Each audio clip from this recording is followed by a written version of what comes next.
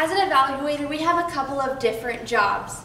One is to evaluate the speaker's presentation against the defined goals in the manual. In this case, present an award with dignity and grace, and focus on what the recipient did to receive that award. But there's also a second role that we play, and that is to find out and acknowledge what that speaker's specific internal goal for that speech is. Because we all improve at different rates, we all have different habits, different choices, and different tendencies in our speaking. And as evaluators, if we talk with our speaker beforehand, we can find what their individual specific goal for a speech might be that goes beyond and goes deeper than the listed 2 or 3 goals in the manual.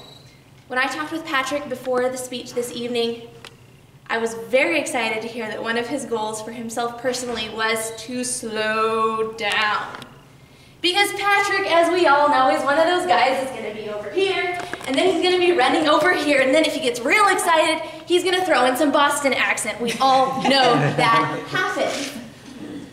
And it's great. There's a lot of energy that emanates from Patrick when he's excited, when he's talking about something he's passionate about. But for this speech, we need the focus to not be on Patrick, to not be on his speaking abilities, his energy. For this speech, he restrained that energy that can be so valuable, but he restrained it so that the focus would be on what he was saying and how the words he was using were directed at someone else's achievements, someone else's success. You used very specific language in speaking of Callie and the development that happened in going from speech 1 to speech 10 and earning the Competent Communicator Award.